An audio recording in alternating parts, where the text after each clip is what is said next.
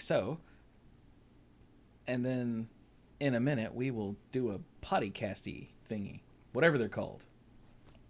What are they There called? should be a name for. I don't know. We should come up with a name for this thing where we get together, talk. Like an MP3 player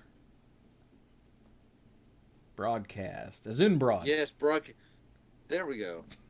Broad Zune? Mzop. Mzop. What? No. Zup. Well, Zup. see, I knew you were going to get him started. I'm sorry. I mean, not really. I was going to say, I don't believe that for a second. Note to self: Dirk can be a human beatbox. I will remember this. That was not a beatbox. Hey, I'm super white. That's as close as I know how to use these terminologies. That was mbop. Like what? Acapella? Oh my god. I feel like he really doesn't know. Who? Brian? Yeah. What mbop is? I don't know. That's Get an terrifying. impression. All right. I have just sent you guys a picture. Well, I texted it. I took that picture and named it White People's Paradise. Okay. I will go drop it in the general channel of the Discord too. When I saw it, I had a physical revulsion.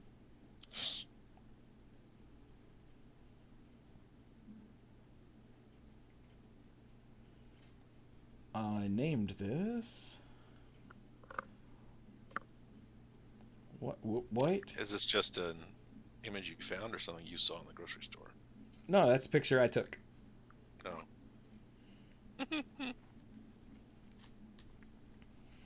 There we go. It was awful. But okay. That is now 2 minutes of pre-show, so let's go.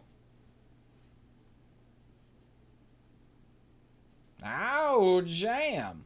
Hello, everyone, and welcome to the Mana Pool. This is episode 681 of the Mana Pool, and I'm Chewy, the lead dork, and I have these other dorks here. Let's see if we can get them to introduce themselves without a whole lot of extra nonsense. Hey, I'm Brian. I'm the lead rambler, tangent master of the group, and I'm here to talk about cards and Lord of the Rings.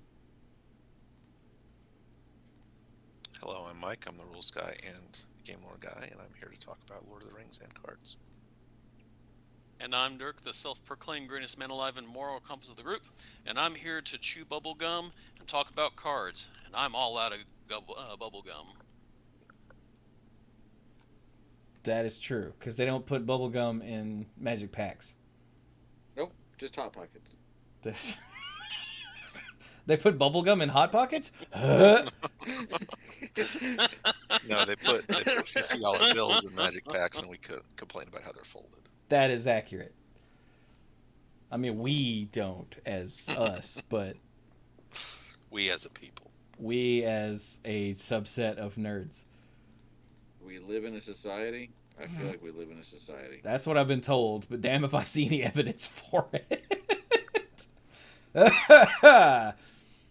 So, right, more Lord of the Rings. No sense trying to pretty it up. There we go. So last time we started by looking at the good guys. So what if we look at the bad guys? Okay. Oh, no. I don't know who the bad guys are. Well, I grabbed the scroll bar and just went and I stopped on Denethor in gold. He's pretty bad. Yeah. Like he wasn't like a villain, but he was definitely an antagonist. So Denethor, ruling steward, is 1 a white and a black for an uncommon human noble. Of course he's legendary. Duh. So he's a 2/4 for 3 mana. At the beginning of your end step, If a creature died under your control this turn, create a 1/1 white human soldier creature token. So if something dies, you get a soldier. Alright. And then for 2, and sacrifice another creature, each opponent loses 1 life and you gain 1 life. Ugh. And the flavor text is much must be risked. Let me try that again. Much must be risked in war. So I guess this is...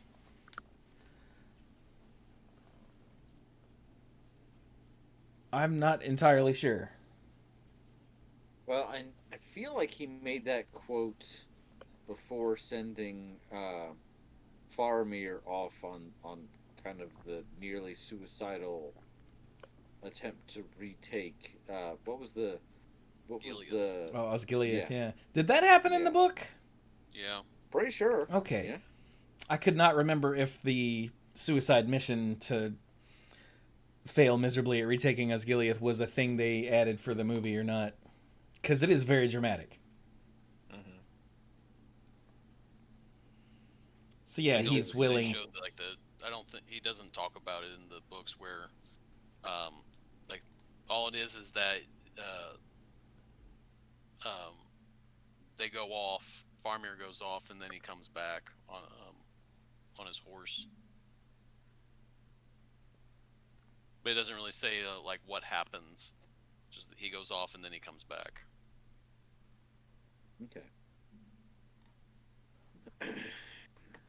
Gotcha. So does this make sense for the character? It does. I'm just trying to figure out how exactly. I mean, he is perfectly willing to sacrifice others for his own gain, clearly. Yeah. I guess that's it. It's more of a vibe thing. Yeah.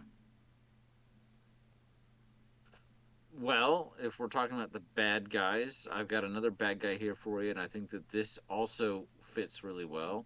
In black, we have Grima Wormtongue. Oh yeah, we haven't talked about Grima yet, have we? Oh, no, we haven't. I think this is his only version. This is the uncommon legendary human advisor for 2 and a black. He's a 1/4 human advisor. Yeah, he's an advisor, all right. Your opponents can't gain life. That feels very on flavor right from the jump. And then tap him, sacrifice another creature. Target player loses 1 life. If the sacrificed creature was legendary, amass orcs 2. So he's just there whispering his little poisoned lies to Theoden. So Theoden can't gain life, and then he will happily throw you under the bus for Saruman. Yep. Yeah, that's yeah. pretty great. Yep. Flavor text is, do not weary yourself or tax too heavily your strength. Let others deal with these irksome guests. Don't get up. Really, don't get up. It feels, honestly, even the stat line, he's just a weak little 1/4. He covers his own butt really well and gets the heck out of town, but he has very little power himself. So, flavor-wise, stat-wise, ability-wise, hit the nail on the head. You're supposed to dislike him, and boy howdy. And something that it took a while to really click with me what it meant for this set and all the things that care about legendary creatures was to remember that one of the basic things, one of the basic effects of the ring, like having the ring tempt you, is that whoever you chose as your ring bearer is legendary. So Oh yeah. there are lots of ways to get access to legendary creatures that don't involve cards that say legendary creature on the type line. Mm-hmm. You know, I was also thinking when I was looking at this, at this card, this is a bit of a old combo, and this is not like an infinite combo, but Leyline of Singularity from Guild Pact makes all non-land permanents legendary. Um, so in theory, with Grima, then if you have that out, your orcs are legendary. So you can sack your orc army, uh, and for his effect, and you get another orc army. That works, right? Yes, that will work. I mean, you have to tap him to do it, so it's not infinite, but it is repeat. It is perpetual turn after turn. Yeah, just slap an intruder alarm in there and you're good. Oh, well, I guess we're already in blue. Thank you, Mike. Intruder alarm. You know, because it's been a That's not while right. since we broke it. Yeah. That's not right at all. Mike, you So ought to be Grima, ashamed. Well, intruder Grima, alarm is kind of the easy button for combos. it is, but still. So Grima, ley line of singularity, intruder alarm. You win the game, right? Unless they can disrupt it. Yeah. Yeah. Okay. Who's another villain? There's in black and red. There's Mahor, Urukai Captain. Let's see. Malheur? What? I don't know what the little huh over the U would be. Malheur. Yeah, the Hur is the or Ur is the what that is. But yeah, Malhur, something like that. But anyway, Urukai Captain. For black and red, he's a 2/2 legendary creature orc soldier that's uncommon and has menace. If one or more +1/+1 counters would be put on an army, goblin, or orc you control, that many plus one +1/+1 counter are put on it instead. So let's do a little bit extra. You guys can be just a little bit more. Who the hell is Malheur? I don't know. I don't know either. Oh, I thought you guys did. No, I'm looking at the enemies, and so I was in multicolor when I went over that. Specifically looking for enemies. I'm like, there's not a lot of enemies in multicolored. Okay, So he was one of the ones guarding the hobbits? No. That's in the animated version. Hang on. Okay, he was one of the scouts sent to reinforce Ugluk and the scouts. Okay, as they returned to Isengard with Merry and Pippin. After the Battle of Amon Hen and the death of Boromir. Okay. He found them surrounded by Aramir's Rohirrim at the edge of Fangorn Forest, from which he led his Uruk-hai in an attack. Okay, so he was just one of the orcs that was running the hobbits to Isengard. They're taking the hobbits to Isengard. Yeah, we were gonna get there eventually. The hobbits. They're taking the hobbits to Isengard. Sorry. Oh, he's the one who complained about only having stinking maggoty bread to eat in the movie. Okay.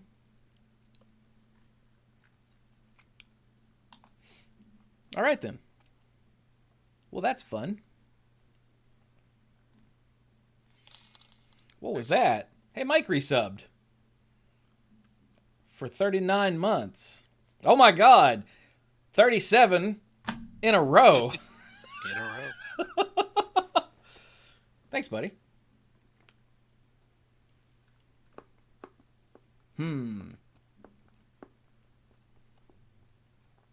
Ooh, right below him is Old Man Willow. Another antagonist. What's only in the book because he does not make an appearance in the movie. But yeah, I mean, he sort of kind of does in the extended edition. I don't know that I've ever seen the extended edition. What? Well, I'll set aside 10 hours and watch it soon. Oh, hey, Dirk resub too for 26 months. It said to Isengard. Mike said we're taking the Hobbit's Isengard, and the next part is to Isengard. So Old Man Willow, for 2, a black and a green. They in the novel they encounter him right before they meet Tom Bombadil, and he's kind of like eating 1 or 2 of the hobbits. But for 2, a black and a green is a legendary treefolk, uncommon. Star. Old Man Willow's power and toughness are each equal to the number of lands you control. Whenever Old Man Willow attacks, you may sacrifice another creature or a token. When you do, target creature an opponent controls gets -2/-2 until end of turn. So he kind of absorbs them. Though I feel like the hobbits were like getting sleepy around him. They felt, I don't know if it was some enchantment of his or something, but they were, and one of them was like getting absorbed into him or something. And Tom kind of plays it off like, haha, you silly old man, you know, let him go. But that's Tom, so. So you should be sleeping and drinking like a tree. What are you doing trying to murder hobbits? Yeah. Yeah, I don't get the flavor on this one either. Yeah. I feel like they wanted to do this with the... Go ahead, Mike. Yeah, I don't know. I don't remember enough about the character to see how it fits.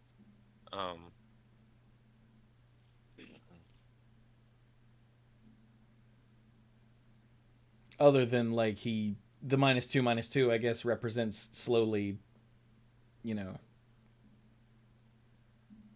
whittling down. I got nothing. Yeah. Also, with only -2/-2, it's pretty good at taking out little things like hobbits, but not so much bigger and scarier things. Right. Yeah. Which fits. Yeah. He's just an ornery old tree who's pissed that there are people around. Yep. Like, how dare you put people around? Piss off. Okay, let's see. We read Sauron, we read Sauron, we read Shagrat, we read Sharky, we read Shelob. What's that, Dirk? Did we do the Mouth of Sauron? I thought we did? Maybe not? I don't think so. Oh no, I don't think we did. What's that do? So the Mouth of Sauron for 3 blue black is a 3/4 uncommon legendary creature human advisor. When the Mouth of Sauron enters the battlefield, target player mills 3 cards. Then amass Orcs X, where X is the number of instant and sorcery cards in that player's graveyard.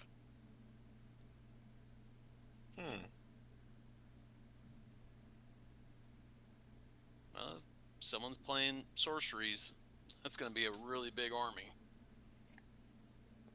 That's, that has the potential to be kind of gross, actually. Yeah, quite a lot. No wonder he costs 5. Turn 5, if someone's really heavy on spells and stuff, you might get 3 pretty easily. Well, no, you're also milling 3, so 4. You might get 4 pretty easily. Gosh, that's a lot for just 5 mana. That's all. That already has a 3/4 attached to it. Yeah. I like it.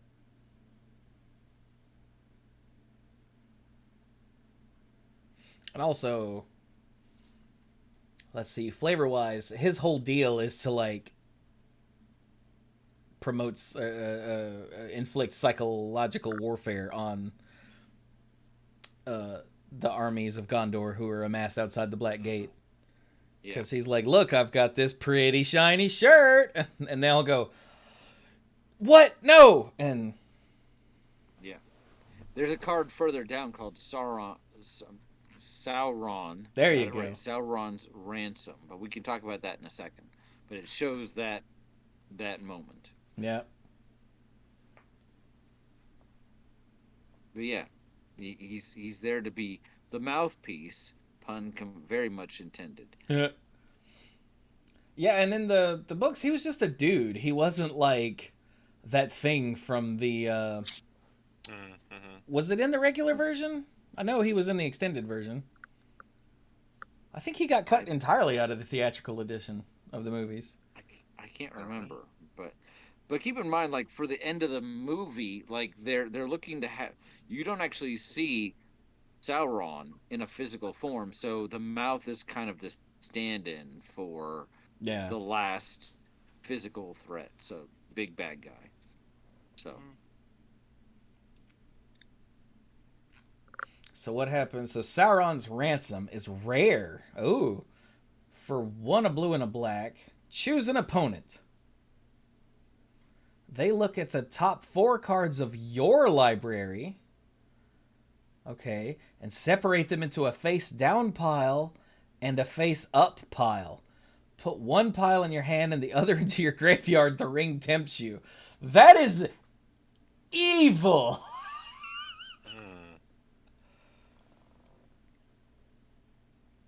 That is like every level of evil, dude. yeah. Talk about psychological warfare. Oh my god. Yeah. Fact or fiction costs 4, right? Yeah, and there's 5 cards total, and you are the one who splits them into. No. There's 5 cards total, and your opponent splits them into 2 face-up piles. Yeah. So Yes. like with fact or fiction, you're always guaranteed to get at least 1 card you want, assuming there's 1 card you want in there. Whereas Sauron's ransom is just cold.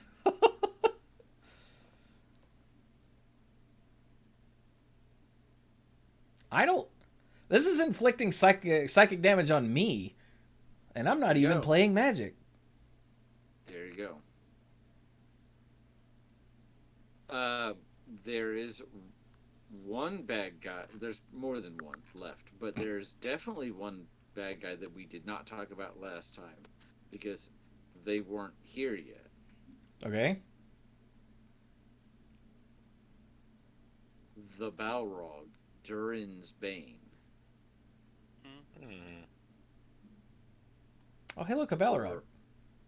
For 5, a black and a red, is a 7/5 legendary Avatar Demon. Nice. It's rare. This spell costs 1 generic less to cast for each permanent sacrificed this turn. Notice Ooh. it doesn't specify by whom. That It is has a good point. haste. It has haste. It can't be blocked except by legendary creatures, so he can pass most of the time, but lots of legendary creatures in the set. When the Balrog dies, destroy target artifact or creature an opponent controls. So even when he's going down, he's taking you with him. And Hey, he's, that's what happens a in the story. 7/5. Yeah. Mhm. Yeah. Fly, you fools. And you'll notice the Balrog does not have wings. Because Balrogs do not have wings. This is actually like a huge debate in the Tolkien community about whether or not Balrogs have wings, because in the description of the Balrog, he used the word wings of darkness, but I'm on the side that he didn't mean literally wings. He was using like poetic license. Right. But yeah. I mean, who knows? Like, he's super descriptive all the time. So definitely up for debate. He doesn't, fly back up the chasm. So that's a nod in the no wings direction. Chasm, he said. Yeah. But as far as the Balrog itself, I like that it's an Avatar demon because it's a Balrogs are also like the wizards. They're also from over there. I'm pretty sure. Numenor? No, No, not Numenor. the Undying Lands. Yeah, yeah. I think aren't they? I don't I don't know enough about their history. Chat says Maya. I don't think they're Maiar. I think they're slightly. They're like a level below that. I think, but I can't remember what the proper word is. Were they products of what's his name, Morog? Alcor? Are y'all just saying predecessor? words? No, who was the big bad before Sauron? The Alcor. Malcor. Thank you. Oh, they are Maiar. Okay. Okay. Maybe I'm thinking of Maiar who are. That is the lower level of things because they're like angels. Okay, I think that's what I was thinking. Yeah, but they're Maiar that were corrupted by Morgoth during the creation of Arda, which is the world. Okay. But yeah, so giving them the Avatar type line also is good. It's the little things. And, demon because freaking look at it. Yeah. But so it's a 7/5 that is not easily blocked. They have to throw a legendary creature in the way that if it manages to kill the Balrog will still probably kill whatever blocks it. Probably. And something else. Yeah, I like the idea of like casting smallpox and then getting a cheap Balrog. Mm-hmm. There's also treasures in the set. Oh Jesus! There's treasures in the set, so that each one helps you, like it's essentially 2 mana for this, above your lands, and there's food in this set. Hmm. Yeah, but it does cost mana to do. I was say, granted, food costs what, 2 mana? That's true. That's true. Yeah, that's right. So you can sacrifice your treasures to pay for your food. Yeah. And there you go. That's 3 off right there. And you can feel clever. Shut up, Chewie. But I like this card. And then chat says we should scroll down to Flame of Anor. Anor? I think that's right. Flame of Anor. Yeah. Anor would be correct. Hey, Gandalf wields the Flame of Anor. Yeah, that's what this is. So let's see, it's blue and red. So that means Mike should read it, I guess? Yeah, that's usually what that means. Let's see. So 1 blue, red, rare instant. Choose 1. If you control a wizard as you cast the spell, you may choose 2 instead. All right. There's 3 different modes to choose from. So the first one is target player draws 2 cards. Nice. Which is pretty good at instant speed for 3 mana, just by itself. The second choice is destroy target artifact. Nice. The third choice is Flame of Anor deals 5 damage to target creature. Hey, how big was that Balrog? It's a 7/5. Ah. Flavor win. And the Balrog eats Gandalf anyway. Nom nom nom. That's okay. He got better. Yeah, he got better. This is a really good spell for not having to do a ton of extra work. Just having a wizard and, blow something up and draw 2 cards for 3 mana. That's fantastic. Yeah. See, now I'm just picturing one of the old Got Milk commercials in my head. Instead, it's, Got Wizard with Gandalf. Wow. Since these are modern legal, I wonder if this might be a real card in the format. I don't know, man. Are there any wizards handy in modern? What What about the one drop in blue that can turn into an insect? Is he a wizard? The Delver? Yes, Delver of Secrets is a wizard. Really? Young Pyromancer might also be a wizard. Let me see real quick. Oh, I bet Young Peasy is a wizard. Okay, so Delver of Secrets is a wizard and is in blue. Yeah, the back face might not be a wizard. I think the back face is just an insect. That's okay. That's all nope. right. Young Pyromancer is a shaman. Shaman, dang it. Huh. That is not what I expected. Me neither. Why is a Chandra fanboy a shaman? That's weird.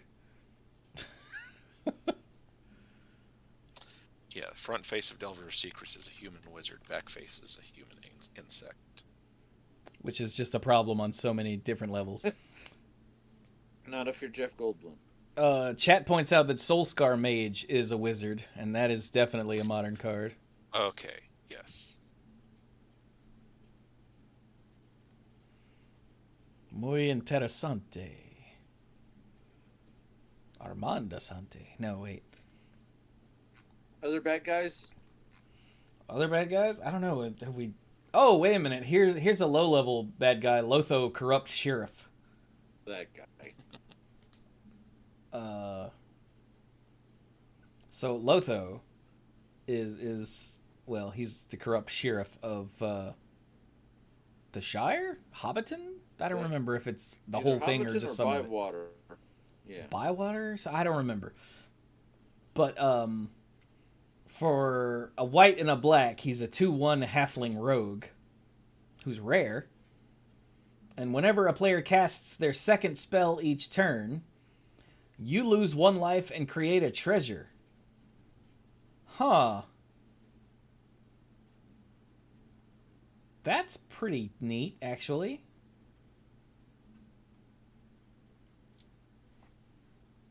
Yeah, he's taxing the people.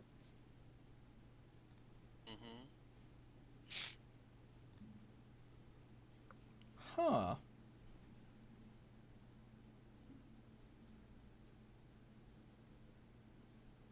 Sorry, I just really like the design on that. Design? Yeah, it's great. It's great that you can also generate them yourself, too. Oh, it does say player, not opponent. My brain made it say opponent. Thanks, brain. Idiot. Huh. Oh, we should talk about his mom too. She's up in Mono Black.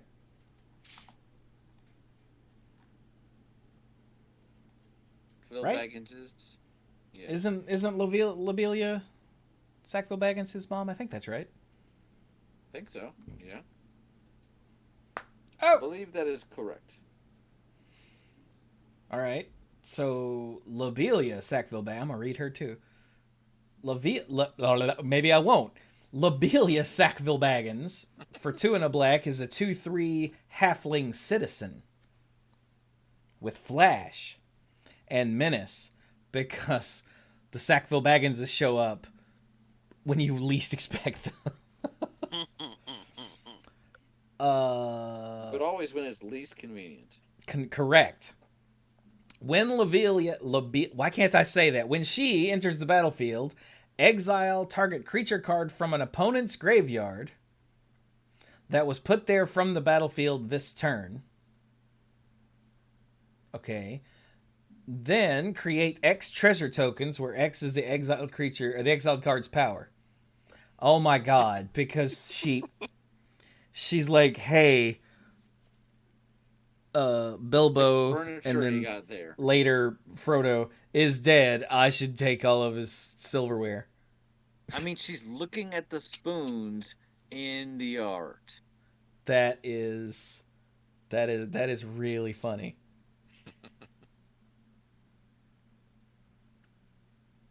Wow.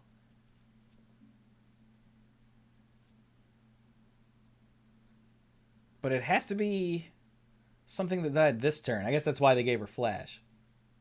Yeah. Because otherwise that would be a lot harder to pull off. This, yeah. I mean, I feel like this is a pretty big payoff. So if this was just exile a creature card from a graveyard at any time, that would be too good. So that's why it has to be something that died recently. Hmm. Can't just show up a year later, man. I mean, she would, but Yeah, and also to control how ridiculous it gets, it doesn't let you get stuff from your own graveyard. Otherwise, you'd have too much control over yeah. power of stuff flying in there. I think they had you in mind at that point, Mike. Well, they have to get there from the battlefield, so it's not straight from hand, not straight from library, so I'd have to come up with something. Oh, maybe they That's had my me in point. mind then. No, that's my point. Is I think they had Mike in mind, like, oh, don't let him get away with this Oh, yeah. sort of thing. Not for you, against you. Let me be clear.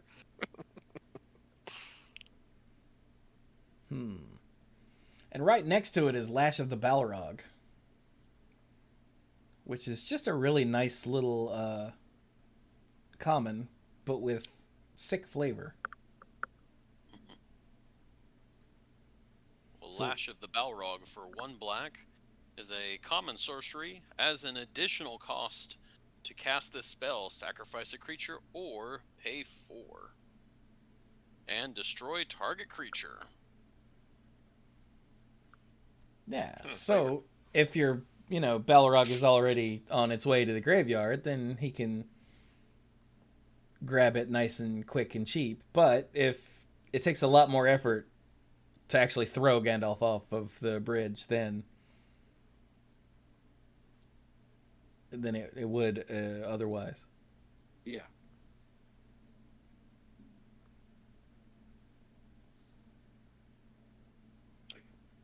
You know what we didn't talk about last time? That's a villain. Well, it's an antagonistic force. I said that I wanted to come back to this card, the Watcher in the Water. Oh I was yeah, wondering if we did Oh, a. right. this card is No, a we didn't. trip. It's Yeah. pretty crazy. So you longtime listeners may or may not know that before I ever played Magic, I played the Deciphered Lord of the Rings TCG, and anytime it's always interesting to see how video games treat the Watcher in the Water. Because what do we know about him? He's in a lake and he's got tentacles and may or may not be an octopus, but probably isn't. So it's always curious. And in the Lord of the Rings TCG, he actually had separate tentacle cards that you could play as minions. Here, they did an interesting take on this. So the Watcher in the Water for 3 and 2 blue, 5 mana for a 9/9.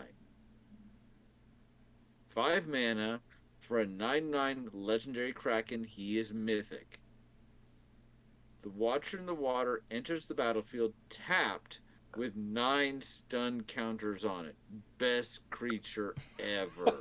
Polar Kraken, move over. Release the Kraken, and they throw it, Yeah. and it just sort of lays there. All right, you can go now. I'm kind of picturing, they're like, where is he? And they're like, he's in room 201. And some guy from the front desk goes up and knocks on 201. And they're like, Mr. Kraken, they need you. And he's like, I got 8 more counters, man. Go away. This is what happens when you put him up in a room with HBO. But, so, he comes in with 9 stun counters on it. Whenever you draw a card during an opponent's turn, create a 1/1 blue tentacle creature token. Very specific. Huh. Whenever a tentacle you control dies, untap up to 1 target Kraken and put a stun counter on up to 1 target non-land permanent. He kind of grabs something and forces it into the water. Yeah, like you lop off a tentacle, and it pops up out of the water and grabs that creature, and then it's able to punch you because it's popped up out of the water. And notice when you're untapping up to one target Kraken, if it has a stun counter on it, you're removing a stun counter instead. But um this helps speed it along.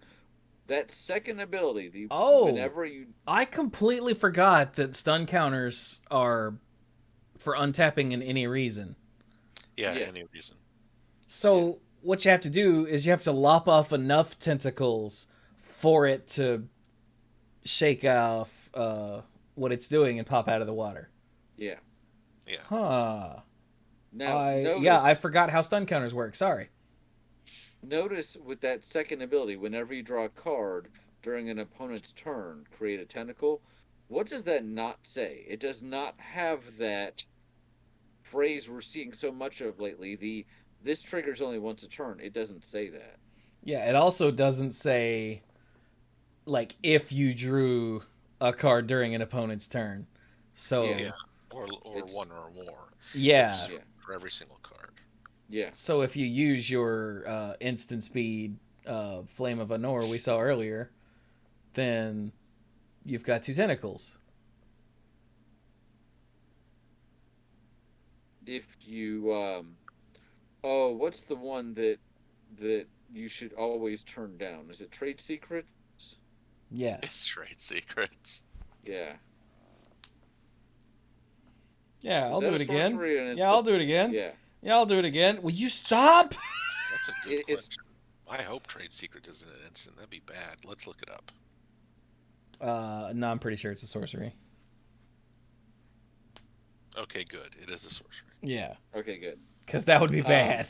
Yeah, Okay. but I mean, like even Uh, something as simple as a Sphinx's revelation. Yeah. It's not hard to do. Consecrated Sphinx.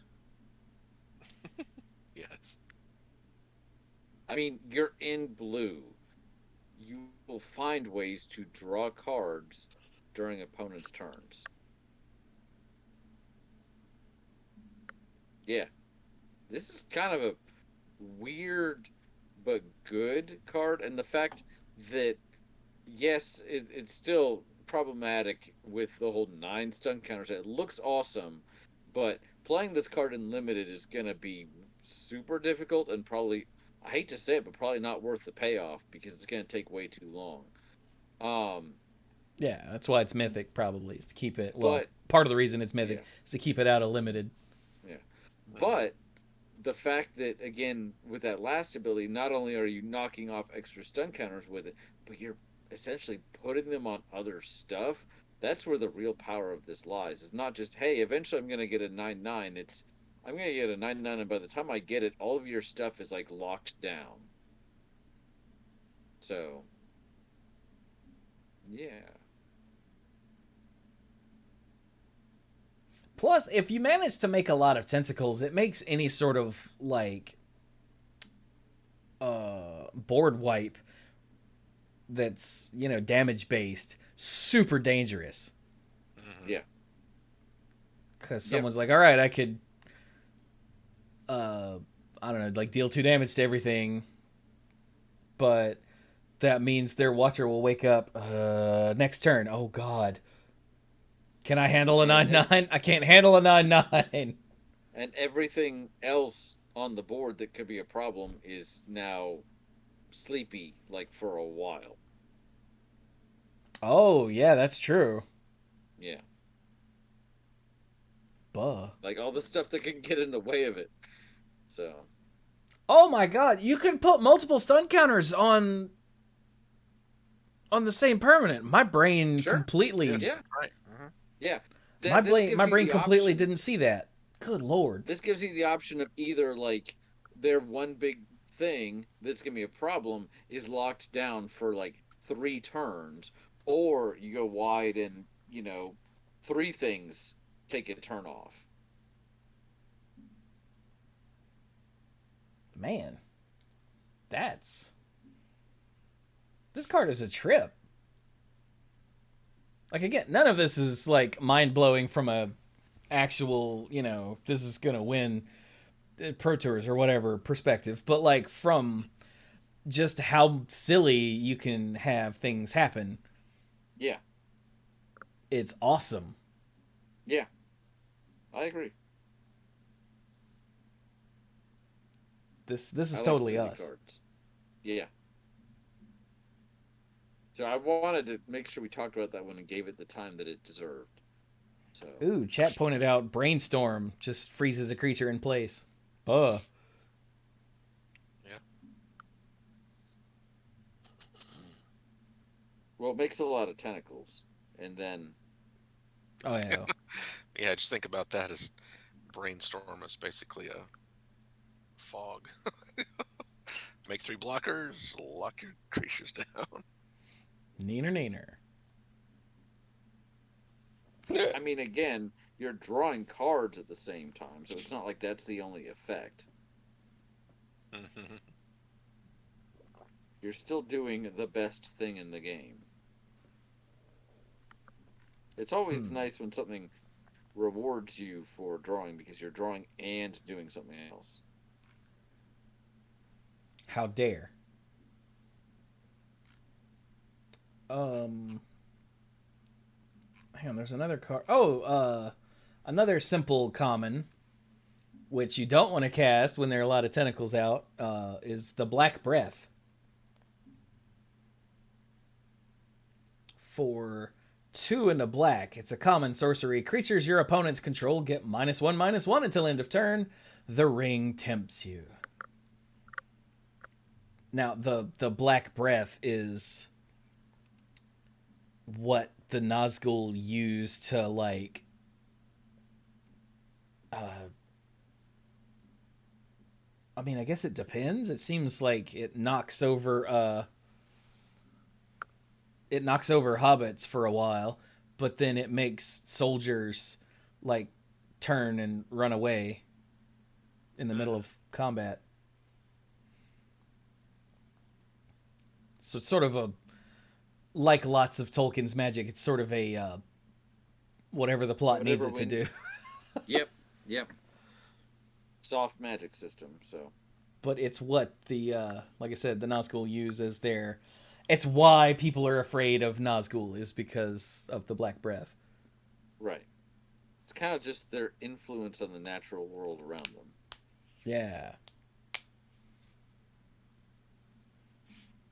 Yeah. I always found the Nazgul to be some of the most interesting characters. They're not, aside from their backstory, you don't really have a whole lot of information about them, but they are definitely ones where if you're watching the movie or reading the book, you don't even need to know all the backstory to be like, wow, this is awesome. These things are great. Or in a terrible way, like actually a threatening presence. You don't need to over explain it. They're just terrifying. I still like the scene. I know these are dealing with the books, but I still like the scene in the Fellowship movie where Frodo's like, "Get off the road," and they're getting off the road, and first the others are like, "Hey, this is great. We got some mushrooms," and then the slow walking in of the horse overhead and the perspective from the hobbits where they don't see what's coming in. Still like that scene. That was really good in the terrible Ralph Bakshi animated movie too. It was super creepy, and that was I think that was the moment, and I think I told you guys about this. That was the moment when watching it, when my brother and I were both like, "What is going on? Did they rotoscope a horse and rider?" And Because yes. the way it was moving, yeah, and we found out yes, they did. Because the way it was moving, it was like, yes, that's how a horse and rider would move, but no one would think to animate that. Who would do that? Nobody. I don't know that I've ever actually seen. I've seen snatches of the animated, but I don't think I've watched the whole thing. So that's I'm gonna have to check that out. It is really awesome. like long and terribly Yeah, paced and horribly boring in sections, but it's still, awesome in its own way.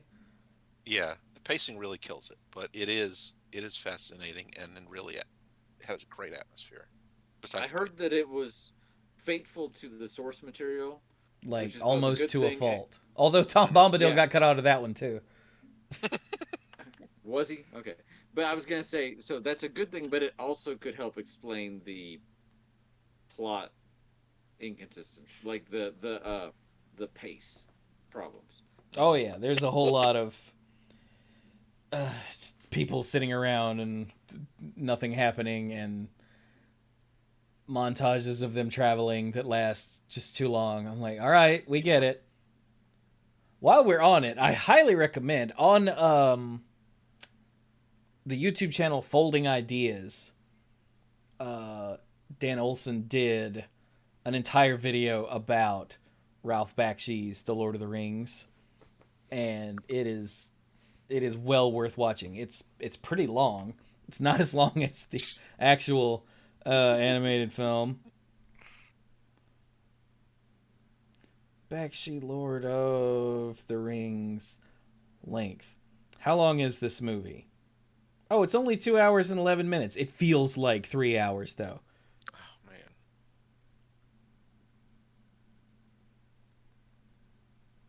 But it's called, I think it's called Bakshi in the Ring. Yeah, an exhaustive history of Ralph Bakshi's Lord of the Rings. Oh, you must have sent me that link because it's in my watch later list. But I look at the time and I'm like, no, I don't got it. Yeah, it is an hour-long video, but it is so good because Dan Olson's videos are always long, but like really, really good. Well, Chewy, don't worry. I'm sure Mike will get to what you want him to watch as soon as he's done with what I want him to watch. You really just need to get your DVDs back from him, bro. No, I've seen him. I'm waiting for him to watch it so I can talk to him about it. But Oh my god, Mike, do you want me to watch Supernatural just so Brian has someone to talk to? I don't. Got it. It's actually Hey, Dirk, what's been your- on my list on Netflix for like years, but my brain always goes back to the time we all got together to play Magic, and Brian made us watch freaking the first episode of Supernatural, and I'm like, and he turned me against it forever, which is the exact opposite of what he wanted to do. Damn it, Brian! Why are you like this? You're welcome. Hey, Dirk, is there a card that you're interested in? You haven't said anything for a while. Damn it, Dirk! Be quiet. Bill Fernie? Did Uh, we ever Talk read about Bill Fernie? Fernie. Yeah, we did Pretty Bill sure we Fernie did. at some point. I Okay. think it was on the first of this trilogy.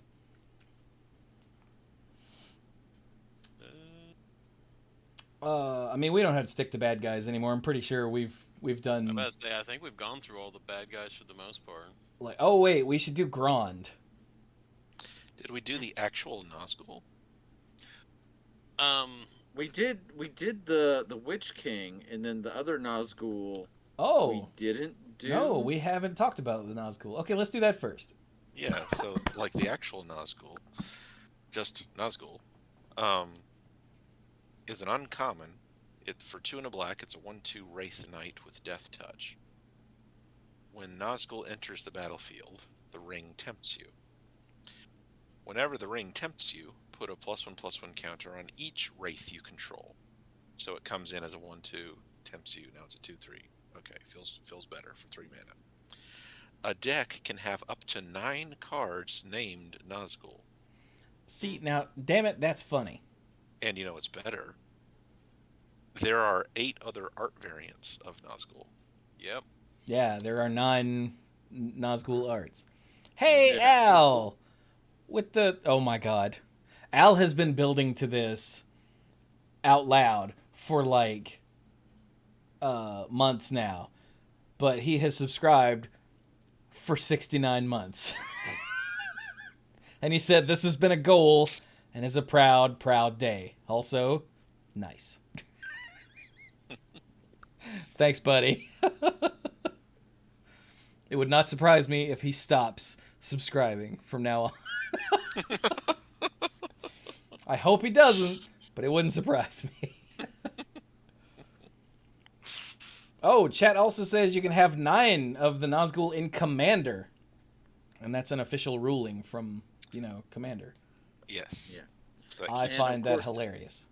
that keeps it consistent with the Seven Dwarves and the Relentless Rats and the whatever other cards that have been Shadowborn Apostles, all those weirdos. Wait, the Seven Dwarves? What? I don't know Yeah. what they're actually called, but there's a dwarf from Eldraine. You can have up to 7 copies in your deck, and they do something Yeah. based on how many you have. I know the one you're talking about. Yeah. Huh. And then, and then Al threw 690 bits. Because nice. Oh my god. All right, hang on. Let me go to. We usually don't bother fooling around with the variants and the commander cards and all that because there's just too damn many. But let's go look at the variants of the Nazgul. Yeah. Oh wow. Okay. So 332 is clearly the boring ass Nazgul version of the Witch King. I mean, it's the version of him that's on a horse versus a fell beast. So Yeah, that's well before he was the Witch King of Angmar. He's just another of the Black Riders. So Mm-hmm. as far as the Lord of the Rings stories goes, I know he's always been the Witch King. Shut up. But yeah, these are these are terrifying. Which one did you think was the Witch King? The first These? one, The first one. collector number 332, because he's got the crown. Ah, okay. I assume anyway. Technically, all these guys were kings. He was just like the Witch King. the king. king. Yeah. 9 rulers of men. Wait, Men suck. why are there only 8? Because the regular one is the normal one. Is the 9th one. Oh, that one's not here. Oh, okay, hold on. I didn't even look at it real hard.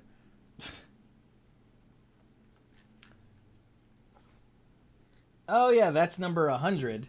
And then the others are all variants, so their numbers are 332 to 339. Because, wizards can't do anything And then in there's a way also, that's not oh, confusing. never mind. Do what? No, never mind. I got confused. Oh, okay. There's also a card called Ring Wraiths in the variants, which means it's not in the normal set, but it acts a little differently than the Nazgul. Yeah, Ring Rate. Is that the one that's from Jumpstart, I want to say? I can never freaking remember. can't- It's so... I can't. Okay, Yeah. this It is a was. complaint. So, okay, last week, Chifuji in the chat wanted us to talk about Gollum Scheming Guide. But it wasn't in the card image gallery. Later, he found it in the variants gallery, and we were like, that's weird. Why is it not in the regular gallery? Oh, well, it'll probably be there next week. And then later, he found, when they put the whole set up, he's like, it's still not there. But there's literally no way to tell on the card itself. Look, there's no No. information of any sort. Yeah, the ring rates are from Jumpstart. And Gollum Scheming Guide is from the starter deck. The what? Exactly. I assume that was the same thing as Nope. Jumpstart when I. Why would you think that Jumpstart, that has start in the name, would be the same thing as Starter Guide? Mike, come on. You should know all these products by now, all these 50 million products. I should if I was as clued in with the game as I used to be. I should, but I don't with- think you with- would, dude. With the exact same set symbol, Yeah, and nothing down here in the text. and the collector number, yeah. Yeah, that tells Nothing- you, like, there's no Jumpstart or Starter or anything. You just see a card and you're like, oh, that's nice. Where do I get that? Well, you have to, like... Yeah, okay, go to Scryfall, this one dude in chat keeps saying. In Scryfall! Not everyone has Scryfall as a thing that they know about. Like, serious Magic nerds might, but I'm talking about regular-ass people. like I am these days. Like, I don't play If you're Magic just- anymore. Well, and also think about how many people might be like on the fringe of Magic, but they're like, I like Lord of the Rings, and Wizards is like, cool, here's this card, and you're like, great, where do I get it? And they're like, here's this card. Yeah, I mean, there was a time when it was possible to just know things like this off the top of your head without having to use something like Scryfall, Right. because it was But better now- publicized and they were better marked and there was clear. Yeah. You know, there was something on there that let you be able to tell. But To be clear, it is very good that Scryfall exists. That is a good resource. And if you're looking hard enough for something, yes, go ahead and check there. But the fact that there are so many versions of these and so many products that you should have that you have to something use a like third-party system. Right. Like, that's... I can't say that on the That's- show. That's freaking stupid. Yeah. And I believe that's bad for Magic, just in general, to have cards out there that people like us who have been playing Magic forever and have been doing a podcast about Magic for 15 years have no clue Yeah. So without Scryfall, resorting good. to searching something else. Like, that's awful. Yeah. My position is Scryfall is good. I appreciate these people putting in the time for it, but it shouldn't be required. It shouldn't be required from a marketing standpoint. That's a failure on the company's part, not on Scryfall. Scryfall's great. yeah, they have plenty of established like methods for how cards are printed and you know, special markings they can make and notes they can add, where you should be able to just look at a card and know where it came from. Yeah. Like the Commander cards, as much as I hate that there are cards in the set that aren't in the set, they're in the Commander version of the set. And then there are cards that are from the set that are in the Commander decks that have different set symbol, but ignore that last part. So cards that are part of the Lord of the Rings Commander set, they have a different set symbol. And back in the day, down here in the machine-readable text, there used to be information there that would tell you Yeah. where things are. Or you'd know that it wasn't in the main set because back in the day, like, okay, looking at the Mirkwood Bats here, it says 0095. That used to say 0095 out of the total number of cards. Yeah. And so you'd know it was in the main set if it had the total number. And if it was outside of that or there wasn't one there, you'd be like, oh, this is from some sort of supplemental thing. Again, that's some inside baseball nonsense that you had to know. But it was there. It was on the card. Whereas now nothing has that. They all just say a collector number and that's it. And it's it just because a they're- problem with the way that Wizards has been doing things for the last, I don't know, 4 or 5 years now. They finally put exclusive cards in everything. So if you want something specific, well, you got to go buy this other thing. You can't just buy some packs. Also kind of reminds me of the quote from Syndrome in The Incredibles. When everything is unique and special, none of it is. Yeah. But that's maybe a separate discussion for another day. So, But yeah, so what? Now that we've had that rant, it's been building for a while, especially like a couple days ago in the Discord when we found out Gollum was a starter deck exclusive. I was like, just burn Wizards down and start over. Like, not actually physically, literally. Don't do that. Yeah. That is arson, and that is bad. But hey, As an what attorney, do I can confirm this. Yes. Yes, my lawyer has informed me that arson is bad. Arson's Brian is my bad. lawyer for all intents and purposes for this discussion. But anyway, we should talk about the ring wraiths and Gollum. Just because we got done talking about the Nazgul, and Shifuji really wants us to talk about Gollum. So the ring wraiths, which are in some supplement somewhere. Jumpstart. Thank you. For 4 and 2 black. Sorry. So this is a 6 cost. Creature Wraith Knight. You cannot have any number of these in your deck. You can only have, whatever the format would usually allow. It is a rare. It is a 5/5, so a 5/5 for 6. Wraith Knight. When Ring Wraiths enters the battlefield, target creature an opponent controls gets -3/-3 until end of turn. If that creature is legendary, its controller loses 3 life. When the ring tempts you, return Ring Wraiths from your graveyard to your hand. So, and I like in the art, they're showing the Ring Wraiths not just, in their imposing selves, but clearly on horseback and clearly like galloping at high speed. So this is when they are chasing down the ring bearer, and this could be at any point for the first half of the first book where they're really kind of going, well, first third of the book where they're the elves are leaving the not the elves the hobbits are leaving the Shire and trying to make their way to Elrond. And in the book, this process takes a long time. In the movie, they shortened it because they didn't want to make it seem like it was taking years. In the books, like Gandalf is like, hold on to the ring, I'll be back eventually. And years pass, multiple. And then later he's like, yeah, that ring is bad. You should leave with it. And then more time passes. And eventually Frodo is like, yep, time to go. And he travels through the Shire, which takes a long time. Then he leaves he stays in a new house for a while, and then he leaves, goes to Tom Bombadil, all that sort of thing. Bottom line, the books take a lot longer than the movies. So these guys galloping could have been any over a decent amount of time.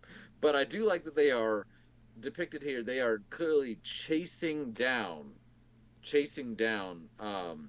their target, and that's what the first ability really represents. They've got somebody in their sight, and they are riding them down. That's hot. Oh yeah. I also love that as long as the ring exists, the ring wraiths will exist. Mm-hmm. Yeah. Yeah. It's very flavorful. So what does Gollum do? Gollum. Sorry. Okay, I'll Hey, read Mike, Gollum. what does Gollum do? All right. I just didn't know who was going to take that. So Gollum's Scheming Guide is a fun little game in and of itself. For 1 and a black, a 2/1 legendary halfling horror. Whenever Gollum, Scheming Guide, attacks, look at the top 2 cards of your library, put them back in any order, then choose land or non-land. An opponent guesses whether the top card of your library is the chosen kind. Reveal that card. If they guessed right, remove Gollum from combat. Otherwise, you draw a card and Gollum can't be blocked this turn. Riddles in the dark, So you I say? Riddles in the dark. So I attack with Gollum. As soon as I declare it as an attacker, after I've declared all my attackers, this ability resolves. I look at the top 2 cards in my library, put them back in any order, and then I pick either land or non-land. And then one of you guys gets to pick whether I'm lying or not, basically. Whether it is, if I say land, if it's a land. If I say non-land, it's non-land. If you guess correctly, he's just removed from combat. He's just done attacking. He goes and scampers off. Because one thing Gollum is good at is evading. And I don't do anything to the card on the top of my deck. Everybody knows what it is. Top of my library. If I tricked you and you were wrong, I draw that card and Gollum can't be blocked. So either way, he's not getting blocked at all. Yeah, this is kind of hey, a you're fun right. little game. It's actually impossible to block Gollum. Yeah, yeah. I had not thought of that. He's a little like Norin the Wary, except makes a little more sense. He's less awful. I was never a big fan of Norin the Wary, but Yeah. But yeah, you play a little riddle game, a little game of bluffs. And Mike, either what's in my Gollum pocket? gets pissed off and refuses to fight because you guessed you out thought him, or Mhm. he punches you in the face. Yeah, and probably eats you. Probably. What's it's got in its pockets, precious? I don't even. That's You not even don't know. fair. Nope. Well, and if when you read The Hobbit, Bilbo just kind of said it by accident, and Gollum interpreted it to be the riddle, and he was like, "Yes, that was what I meant to ask all along." 100%. And then Gollum was like, "I'm gonna eat you now." Yeah, But he he's could, sitting there having this like life or death encounter with this little thing, and he's running out of riddles and also apparently out of focus because he just says idly, "What do I got in my pocket?" Like, how are you in the middle of a life or death game of riddles here, and you let yourself wander so far that you just say that out loud? Poor Bilbo. but yeah, Bilbo had been through a lot. True. He was not cut out for that sort of thing at the time. So, No. Hey, there's a mythic in red we haven't talked about yet, and it's kind of weird. is it Spiteful Banditry? It's Hugh the Entwood. I went back to the normal card image gallery because I Oh. was getting a headache from other stuff. Gee, where the hell is that? There it is. Okay, what's you that? read this card? What the hell? Well, It's a mythic here. red sorcery. This ought to be a trip. Yeah, why don't you read it for us in real Oh, time? okay, thanks. So Hugh the Entwood. Spoilers, don't Hugh the Entwood, because that does not end well for you.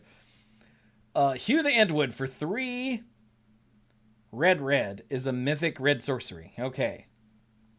Here we go. Sacrifice any number of lands. Reveal the top X cards of your library, where X is the number of lands sacrificed this way. Okay. Choose any number of artifact and or land cards revealed this way. Put all non-land cards... What? Put all non-land cards chosen this way onto the battlefield, then put all land cards chosen this way onto the battlefield tapped. And then the rest go on the bottom of your library in a random order. So, okay, you're chopping down the forest to make room for this other stuff. Yeah, to make your war engines. Yeah. So either you're either converting the lands into mines or forges or whatever. That's the land cards, and then the artifacts are I guess that's the forges or something. I don't know. Yeah. I feel like the artifacts is more true to flavor, and the lands is almost a concession to make the card playable. Yes. Yeah, I think you might be right. But yeah, this is a hell of a weirdness.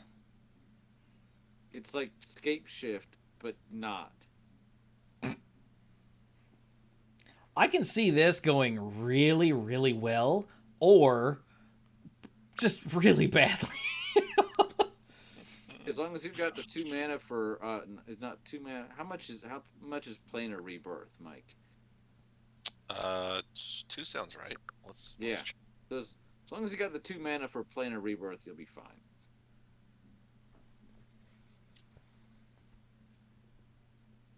But yeah, you're gonna want to do this to get like, I don't know, Wormcoil Engine or something. Yeah, like this is I mean, presumably if you're playing Hugh the Entwood, you've built your deck appropriately and you're going to get some silliness for your 5 mana and your however many lands. Yeah. Why isn't Planar Rebirth coming up in this search? What's the name of the card? Is it Planar Birth, Rebirth, Planar Oh, something? Maybe it's Planar Birth. Did I make up a card that doesn't exist again? Probably. That's it, Planar Birth, not Rebirth. Planar Birth. Okay. Just the one time, just the one birth. Yeah, it's not coming back again. Okay. Wait, what's Planar Birth? Plane of Birth is a white and 1. It's a sorcery. Return all basic land cards from all graveyards to the battlefield tapped under their owner's control. Oh, Jesus. So it's just basic lands. But still. Yeah. What Valacut? I didn't have a Valacut. Huh. It was only printed in Urza's Saga. Interesting. Why? Okay, this is killing me. Why can't I see this card in my brain? Because you've probably never seen it in real life. Wait, what's its rarity? Rare.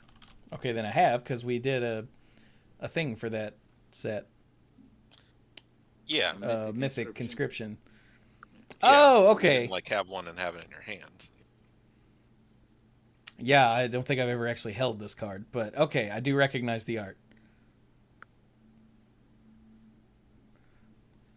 It looks like this, chat. It's this card here, just in case. Anyway, what a random thing to pull out of your ass, Brian. What? Or Mike, whoever brought that up the first time? Brian. Huh. Have you met me? I mean, a couple times, yeah. So, did we do Spiteful Banditry? I don't think that's in the regular set, so I don't think so. It is in the regular set. It is in the regular set. I'm looking at Oh, it. it is in the regular set. Oh, okay. But it's I just another missed mythic we haven't done yet. it. Correct. I don't think Oh we've no. done it. A red mythic enchantment. Oh no. Don't take it, Mike. Spiteful Banditry costs X red for a mythic enchantment. Oh no. Okay. When Spiteful Banditry enters the battlefield, it deals X damage to each creature. Whenever one or more creatures your opponents control die, you create a treasure token. This ability triggers only once each turn. So it's not so much a red mythic enchantment in the way that like a red rare enchantment would be. It's actually a sorcery that just hangs out and does things later. Yeah, kind of like Meat Hook Massacre. Actually, yeah, probably. I don't remember what Meat Hook Massacre does, but that sounds right. It was in one of the recent Innistrad sets, and it was when it comes in, everything hits -X, -X, and then whenever a creature an opponent control dies, you gain a life, and whenever one of your creatures dies, an opponent loses life. Or I might have those backwards, but that was the effect. They banned it in Standard because it was getting problematic, and you saw it in every deck. I do remember the Meat Hook getting banned and going, huh, that's weird. Mm-hmm. It was a legendary enchantment, and I got sick of seeing it everywhere all the time, so I was not unhappy when it got banned. Like all the time? It was forever. There's a mythic artifact we haven't talked about yet, the What? Palantir. I don't believe we talked about the Palantir of Orthonk. I don't think so. Oh, no, I don't think we did. Hey, Dirk, what's it do? Well, let me get down to it. Sorry to inconvenience you. Palantir of Orthanc. For 3. It's a legendary artifact. That's mythic. At the beginning of your end step, put an influence counter on Palantir of Orthanc and scry 2. When target opponent may have you draw a card. If that player doesn't, you mill X cards, where X is the number of influence counters on Palantir of Orthanc, and that player loses life equal to the total mana value of those cards. Like, up until that last line, I was like, why would you ever let someone draw a card? And then, oh. that could be a lot. Yeah. I mean, that could just straight up... When influence is at 3 or 4, which will not take very long at all... Yeah, it turns out it'll take just... 3 or 4 turns. Yeah. You could just straight up die from a fairly comfortable life. You could just end up taking 7 easy. if not way more. Yeah. Chewie's Okay. playing the beast deck. 3 is all it takes. Oh yeah, no, you're always drawing a card if you're looking at me. Well, with that deck anyway. So like, We already okay, have let's go through this one more time.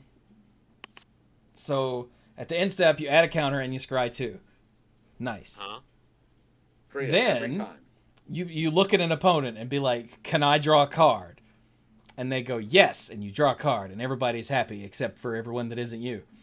Or they say no, and then they mill cards equal to the number of counters, which again doesn't sound You bad. milk cards. You. Oh, I'm sorry, you mill. I mill cards. Regardless. Oh, okay. Wait a minute. Yeah, I misread that then. Including the ones that I just scried myself. So I know what's at the top of my library. Yeah. So okay. And I think that's why Dirk was pointing out that, you know, it'd be bad if you had if you were playing the beast deck and you had this, because one of us would be like, yeah, sure, just mill 2. Oh, I lose 12. Okay. Yeah, exactly. Yeah, I thought that too. So okay. So start again. End step. Put a counter. Scry 2. Okay. And then you go, "Hey, you, can I draw a card?" And they go, "Yes." And I draw a card, and everybody is happy as long as they're me. But if I go, "Hey, you, can I draw a card?" and they go, "No," then I mill however many cards are equal, and I add up their mana costs, and the player loses that much life. Like, That decided whether or not you drew.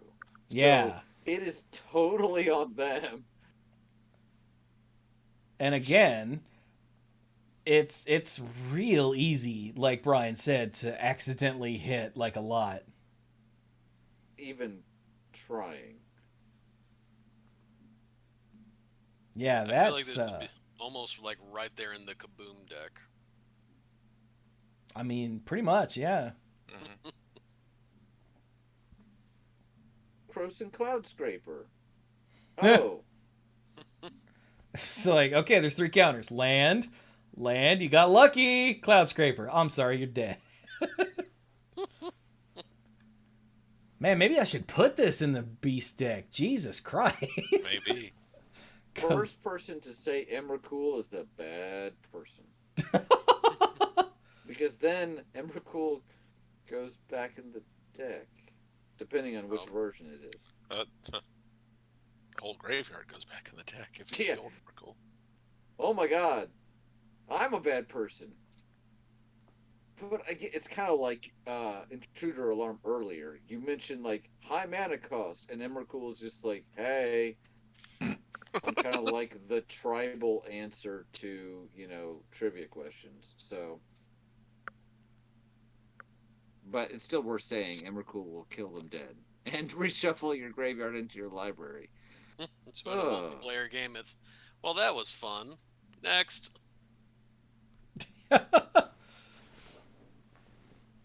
So should you look into the Palantir?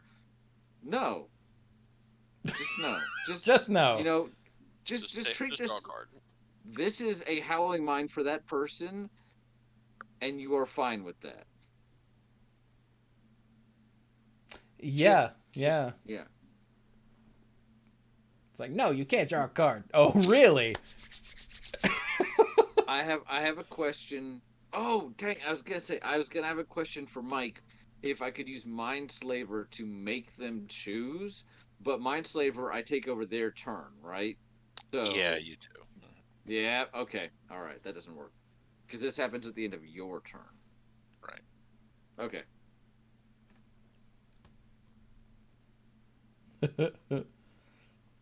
I really like this card. Yeah. I think it just says scry 2 and draw a card every turn, which I am fine with. Yeah, for 3 mana? Yeah, I'm good with that. For 3 mana, yeah. And if for some reason they're just like, you know what, I'm going to risk it, then you win, probably. So. Okay, I we've think done that all might be the all the lands. mythics. Yeah. Probably? I am fairly familiar with Tolkien. I have not read all of his works. What is the Stone of Eric depicting? I don't know what that's a reference to. That's the weird, like, So in the Path of the Dead, yeah. this is the meeting stone that they meet up at in the Path of the Dead. Okay. That he goes and the King of the Dead shows up and he's like, hey, if you want to be gone, then this is what you need to do. Fulfill your vow, and I'll release you, that sort of thing. But this is where they meet up. Okay. Yeah. In the movies, that takes place in a big underground cavern thing. Mausoleum, But city thing. yeah, but in the book, it's in like a mountain pass or something. Like, hey, here's a big ass black rock. That's weird. What is it? Because I think this is what they made the oath on. Probably. And that's why this is important. I think that's right. Okay. Hey, Dirk, did you have to look that up or did you just know that? I knew that. I'm so proud of you. Good job. There are some things that I very much like. I've listened. I've read the book long ago, and then at some point I got the audiobook and was like, I'm gonna redo this now that I've seen the movies and occasionally I watch YouTube stuff where it's, hey, this is some lore stuff. Oh, like Is Nerd it- of the Rings? I love Nerd of the Rings. Oh, Nerd of the Rings is great. Is this not a story a Jedi would tell me? Ah, sorry, I went a little too left field for that. Sorry. I was like, what? I never quote episode 3. Gotcha. What? Don't even worry about it. What's Just an keep going. episode 3? Well, there. That's a good answer. Okay. So, I'm just Yeah, like, saying, hey. he never had the high ground. Stone of Eric, just so you know, it's a card, is an uncommon legendary artifact. For a single mana, has an effect if a creature an opponent controls would die, exile it instead. Which, on its face, is just very handy a lot of the time. Yeah? But also, pay to tap and sacrifice Stone of Eric, exile target player's graveyard, draw a card. So, simple, straightforward, So and usable. Yeah. I'm guessing that the first one represents the fact that these Oathbreakers aren't dying. You know, Yeah. exactly. They're not going to rest. They're And not then going to rest. the That's second part essentially represents the oath being fulfilled and everything in the graveyard gets to leave. I know in one half exile means being a ghost and not being dead. In the other half it means stopping being a ghost. But, you know, whatever. Yeah, I get what you're saying. And from a gameplay perspective, it would have to work this way because the alternative is the second ability is like, what? Take all somebody's cards in exile and put them into the graveyard? So, Yeah, that's just weird. yeah. Although it's got my head going, But yeah, this has to work this way, especially for an uncommon. And this is a neat card that they kind of made fit with this object from the lore. So, Yeah, it's Yeah. your standard cheap artifact graveyard hate thing. yeah. You got it. Yeah. We didn't talk about the File of Galadriel either. We did, but and we definitely didn't talk about Sting, but maybe I'm wrong on the file. I don't think we talked about the file. Okay. Unless you guys did that while I wasn't here. Nope. So No. the File of Galadriel for 3 mana is a rare legendary artifact that says, tap, add 1 mana of any color. Yay! Yay. Okay, wait, there's more though. If you would draw a card, while you have no cards in hand, draw 2 cards instead. And if you would gain life while you have 5 or less life, gain twice that much life instead. Hey! Because the Phial of Galadriel, well, the flavor text actually says it. It says, "May it be a light to you in dark places when all other lights go out." And the Phial of Galadriel was literally hope when Frodo was lost in Shelob's lair and was about to give up. Mm. I think he touched the phial and had a vision of Galadriel or something like that. Yeah. And it gave him hope when he had none left. And I love that transfers into game mechanics of, if you're out of cards, well, then you'll draw 2, and if you're out of life, then you'll gain twice as much, but only if you're at the end of both of those resources. Yeah. I love it. And it's a mana rock too, so yay. Isn't that last ability basically last stand? It's something like that. Something Yeah. like that, yeah. There were some cards in Dark Ascension that had some extra effect if you were at 5 or less life. And it was they used the ability word. They used last stand as an ability word. Because mechanically they didn't work in a way that would make it a keyword. Okay.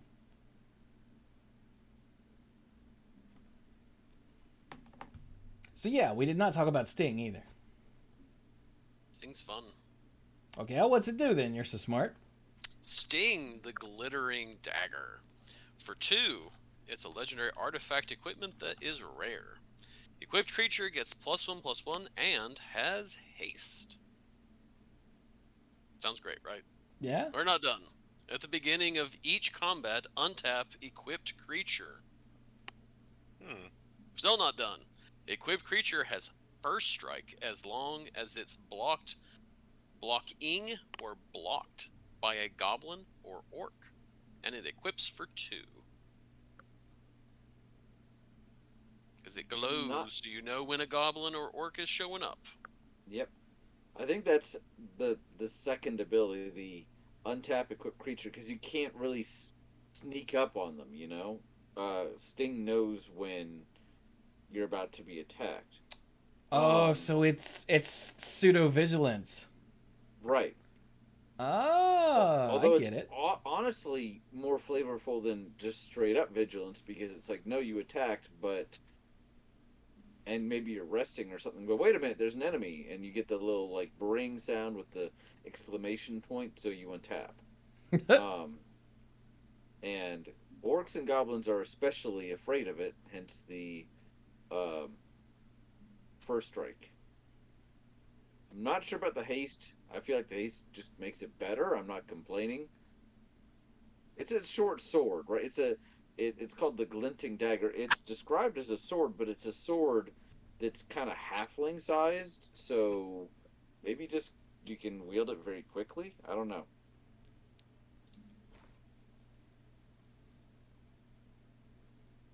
Yeah, I got nothing for the haste, but But and just looking at the card, for 2 mana, it's a really good equipment.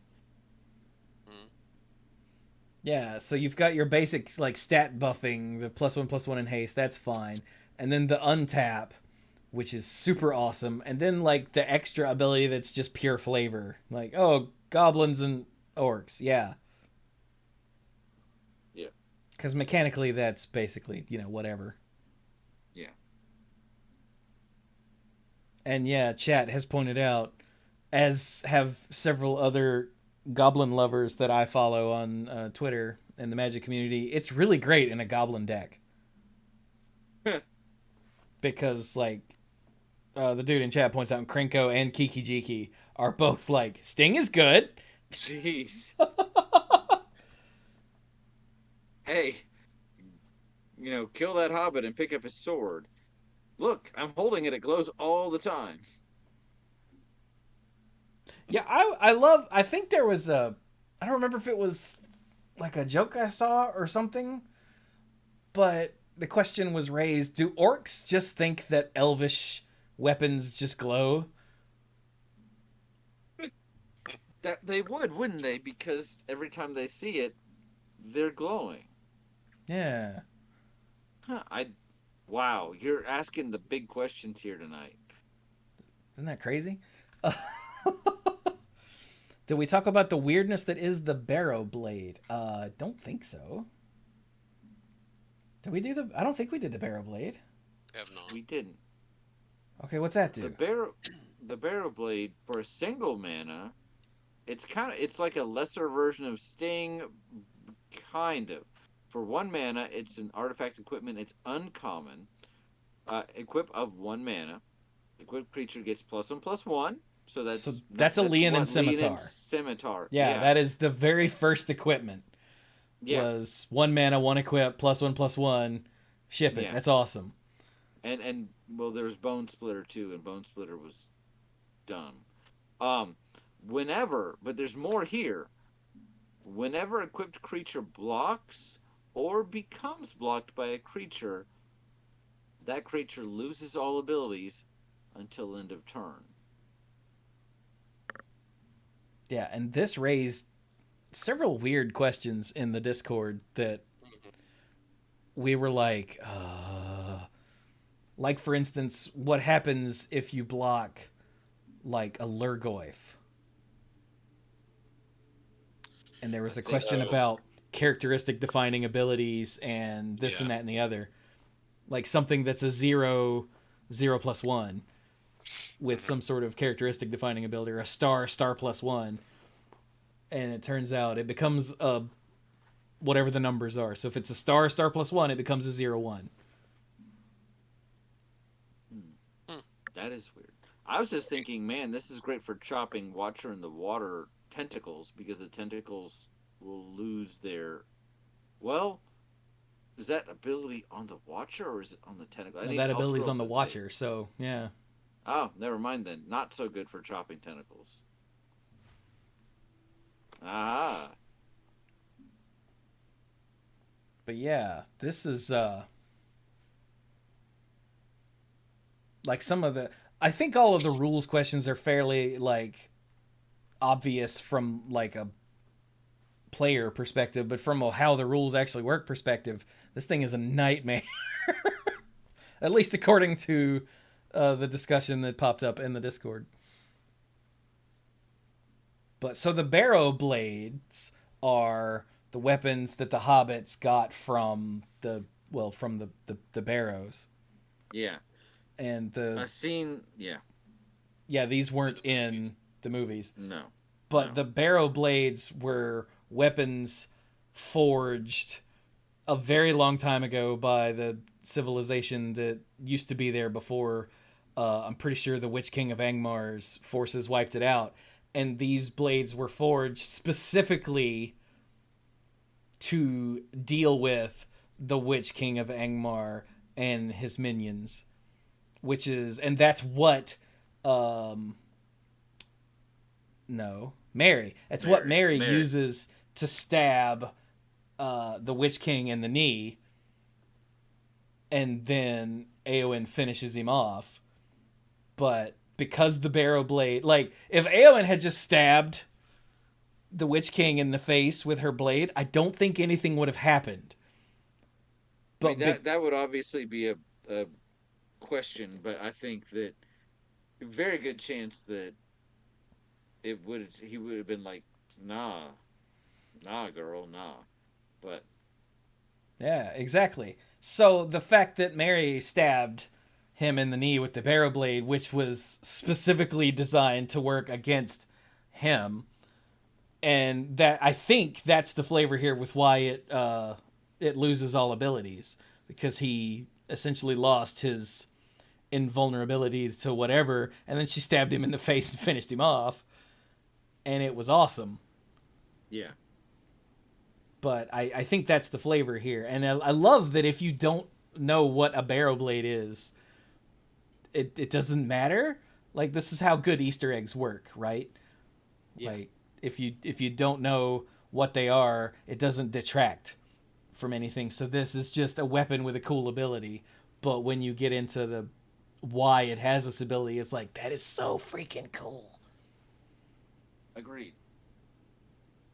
So like for example, the Witch King has, as Chat pointed out, indestructible.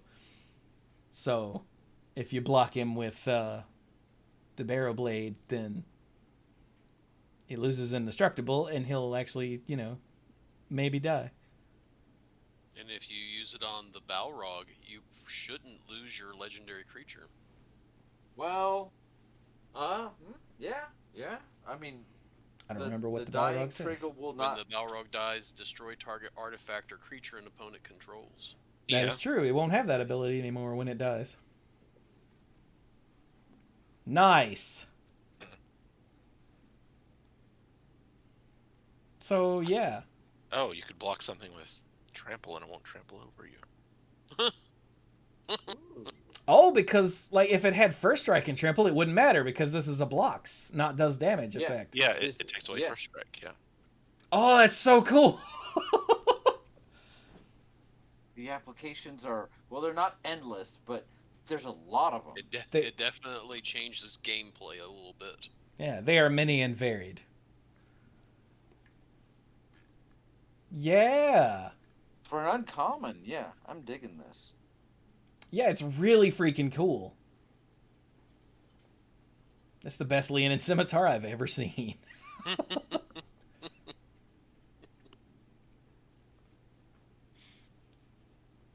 But anyway. Cool. We should probably, like, stop at some point, though, as much as I hate to. I mean, Yep. here's the thing. We're not going to go through this whole set card by card. But we have talked about cards the last 3 weeks. All episode. And there are still cards here. The Scroll of Asiliador in blue. Take the claim the Precious in black that we haven't even talked about after 3 weeks. Yeah. And that is how deep this set is. 2 Arwyns This and great. yet another Aragorn that we haven't looked at. Like, there's so much. Mhm. But unless the dorks just really want to come back again, I get the feeling we're probably done. I think we've done the ones that were the most Yeah. like wow, but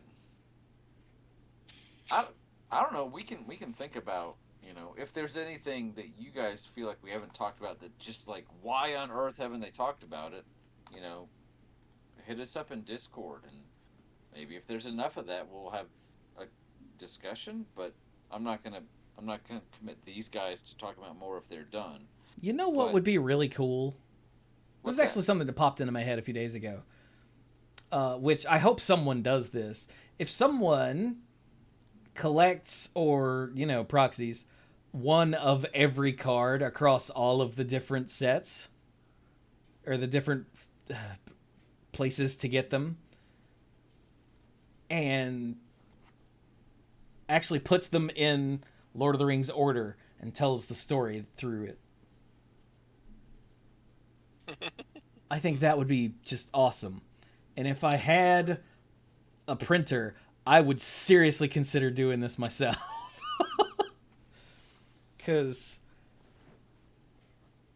And then, like, turn it into a YouTube video or something. I think that would just be fascinating. Is it just me? It might just be me. That would be I pretty see. interesting. I see what you're laying down. But if you're going to turn it into a YouTube video, you don't need a printer. Huh. It would be a bitch, though, because you'd have to, like, have the books handy, which they're right. No, they're not. Where the hell are my books? Oh, there they are. They're back there. And you'd have to, like, sort these out into, like, rough sections first. Be like, okay, this is obviously all Scouring of the Shire stuff. This is all, like, Edoras. Okay, this is the Return of the King section. All right, this is all the Two Towers nonsense, you know, and then fine tune it from there. But I don't think I have the time to do that, unfortunately. But I think that would be awesome. The scene cards would probably help too. What are scene cards? Oh, some of the variants lay out into like a panorama of a big scene. Oh, right. Yeah. Sorry, when you say scene cards, my brain thinks, you know, this ain't a scene, it's a goddamn arms race. And I'm like, scene cards? I'm the leading man. And the lies I weave. Okay, anyway. Hey, that boy is falling out. Ah?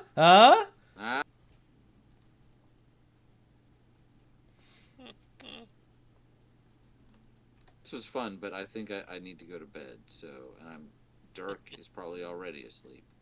Almost. I wonder how many actually different cards there are.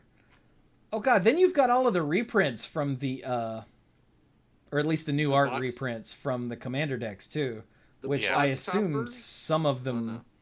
like Banishing Light here has Aragorn in it. Oh dear God. Fell the Mighty actually has the flooding of Isengard in the art. This would take forever. All right, maybe I won't do that, but it would be awesome. But anyway. All right then. So, dorks, how about we wrap it up with the final thoughts, and then all y'all go to bed, and I act like I'm going to bed, and then don't. That sounds like a plan. I'm gonna go first. No offense to Dirk, but I've got to do some stuff to get ready to go out of town soon. So, set looks great. I love how they really did hit the flavor out of the park. I love how the mechanics tie into this really well. Ever since they've focused to top down design, I think it has improved Magic, and doing it here in a set like this, I think, is where the real payoff comes, because you can look at this card. I love that you can read the name of a card, and if you're familiar with the background of the of the Lord of the Rings character or event that it's referencing, you either already know what it's going to do, or then when you read the ability, you just go, yes, it makes sense. Most of the time. One or two where you're like, but you still see what they're going for. So, I'm gonna tell everybody, thanks so much for being here with us today, tonight, whenever you're listening to us. I hope everybody is doing well. If you're going to a pre-release for this coming weekend, the weekend of June. We're in June? That can't be right yet. Dude, we're halfway Jeez. through June. I know, right? Today's the 15th. So if you're going to a pre-release this weekend, have lots of fun and let us know how it goes. Or Otherwise, to be chronologically accurate, if you went to a pre-release last weekend. Yeah. Well, people are listening right now in the chat, but I'm tired. I'm gonna go. Love you guys. Talk to y'all later. Night, B. Be safe. Good night. Good lord, you guys. I'm looking through the Commander card image gallery. So many of the old card, the reprints got new art. That's relevant. Like, so many. This is actually ridiculous. Oh, for my final thought, I am very excited that I officially live in my house now. Hey! Oh wow. So yay! Because of my work and family and everything, we bought our house, but for the past 5-6 months, have not been living in my house. So I officially now live in my house. Now that the school year's over. So yay! Nice. So that is my final thought. I'm excited. And with that, I'm gonna head on to bed. All right. Night, yo. Night, everybody. Well, how about you there, Beardy Man?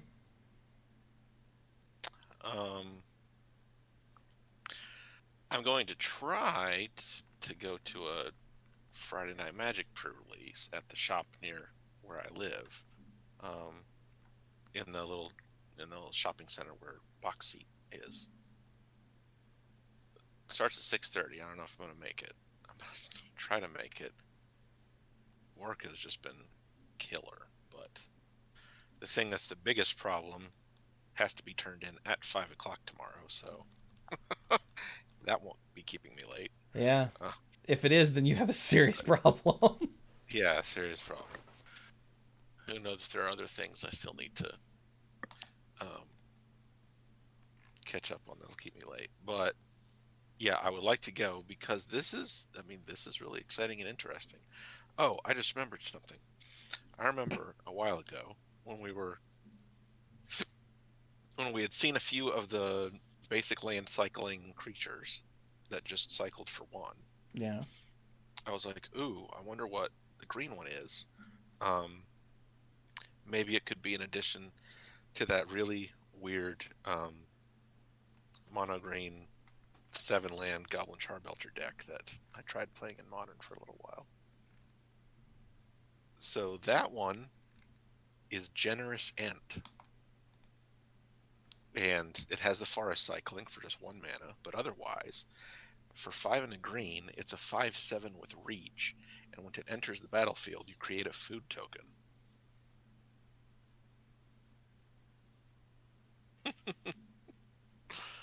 Oh, because So it's generous. Okay, I was like, I don't get it. yeah, so that is very interesting. It's defensive. You can build your life back up. The only problem is that it has kind of like, if I were to replace something like Lay of the Land with this, then that would slightly decrease the percent of the time when the spell mastery on Nissa's Pilgrimage goes off, because for that you need at least 2 instants or sorcery in your graveyard to get the spell mastery effects on those cards from Magic Origins. Yeah. But I also saw when I was scrolling around today, also in green, a sorcery called Many Partings. And basically it's Lay of the Land, except it also says create a food token.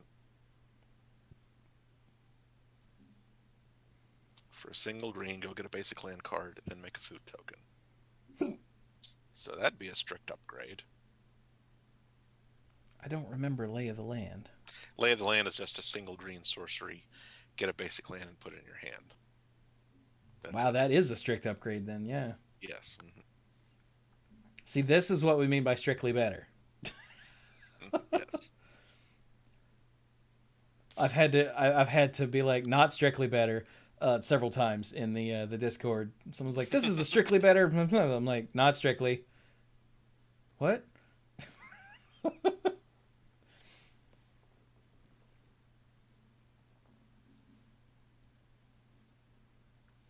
But yeah, that's pretty cool. Yeah. I don't know. Maybe I'll get the.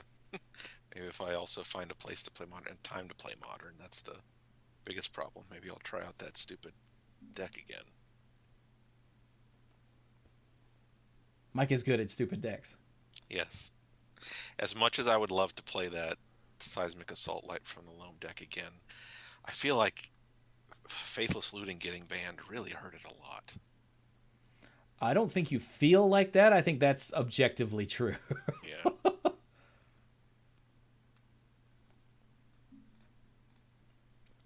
Faithless Looting hurt a lot of things, but it sort of kicked that one square in the nuts.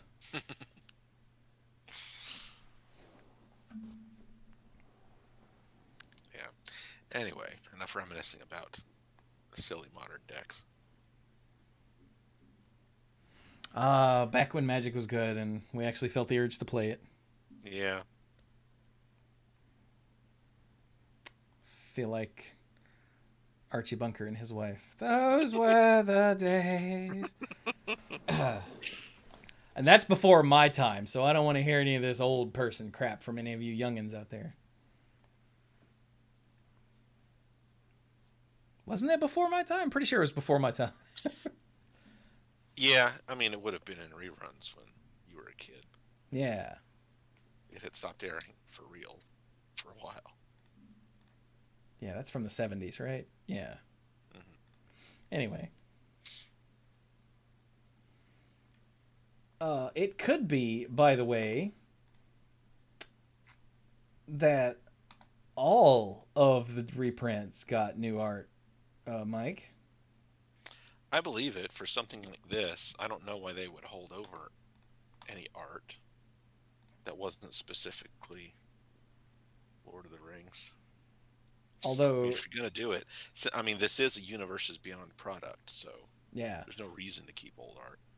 Although I am looking at Hornet Queen, and there's no analog for that in Lord of the Rings. So maybe for some of these that aren't things at all in Lord of the Rings, they it looks like new art, but I don't think it's Lord of the Rings related. Let's find it. That is new art.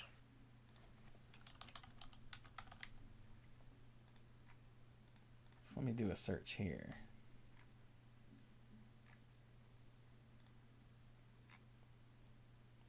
That is not new art.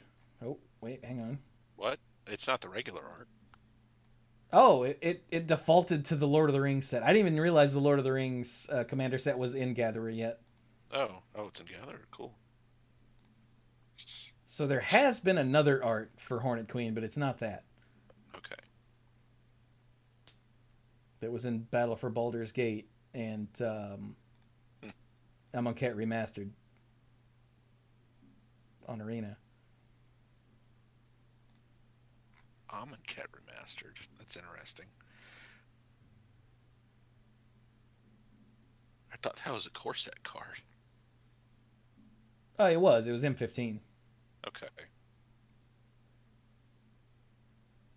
And then Ikoria Commander and Commander 2021. And the Commander Legends Battle for Baldur's Gate. And, no, actually, I think it was a Commander set first. I think it was in regular as the first Commander set. And then M15? Yeah, or vice versa, is one of those. But yeah, for some reason it's a Mythic in Amonkhet Remastered.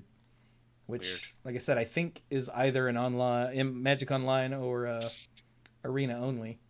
Yeah, I think you're right. I don't know why it was added to a remastered set that it wasn't in, but, you know, why does Wizards of the Coast do anything?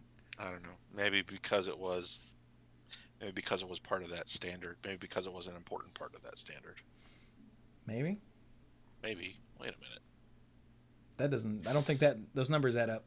No, it doesn't. It was an important part of standard while Theros was around because it was part of the top end for green devotion decks. Yeah, there we go. Because that was silly. And I think, well, I played it in a green-black whip deck. I don't know if that was a thing other people did.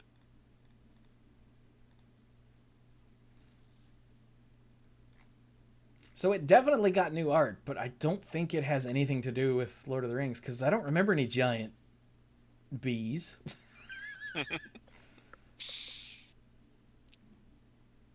Oh well, they're the food for the giant birds. Let us know. I hate you so Part of much. the giant animal ecosystem. Yeah, we got giant birds, giant spiders. Yep. Giant cave trolls. Giant krakens. Giant kraken, singular. Anyway, right. I got nothing for that. But you know what I do have something for is Mike. Hey, Oh. big boy. No, wait. I've got something for our mythic lifeguards, because you too can go to patreon.com/themanapool and become a lifeguard. And I got 2 more of the old odds and ends posted today. And there's only 2 left of the old ones. And then all of the ones that I missed back in the day because of, bad brain will be done. And it's just current ones. That makes me so happy. But I can't forget to thank our mythic lifeguards. Connor Kennedy, Al. Hey, he was here earlier. Timio Hellas Haryu, Scuzzo, Beardy Man. Hey, he was here earlier and now. Pinball Witch, John Parker, Andrew Odie, Jason Kaus, Casey, Jake Jansons, Mr. Dr. Lewis. No, don't sneeze. Jason Doan, Andrew Hunt, Kim Ho, Cody Buckowing, and ALK Alters. So thank you all so very much, and to all of our lifeguards at every level, and all of the viewers and listeners and Twitch subscribers, and just everybody. Thank you so much. And let's see here. I stream all the time still over on twitch.tv/themanapool, where you can also come to the show on Thursday nights, when we're doing a show. We live stream that. But yeah, I'm winding down my time with Resident Evil 4 Remake as much as I love it. I think my audience is getting sick of it because I hyped up this S Plus run and nobody showed. So I think it's finally time to move on from Resident Evil 4, but I'm going to be starting Doom soon. There's some behind the scenes things with Doom that are getting worked out. I really want to start the Pixel remaster, especially now that Brian's beaten the first one. I'm like, man. And I also really want to get into the Metroid games. Because after I finished Hollow Knight, I was like, all right, I got to quit with the Metroidvanias for a bit because Hollow Knight fried my brain. But it's always been a plan to play through the 2D Metroid games in order, all of them.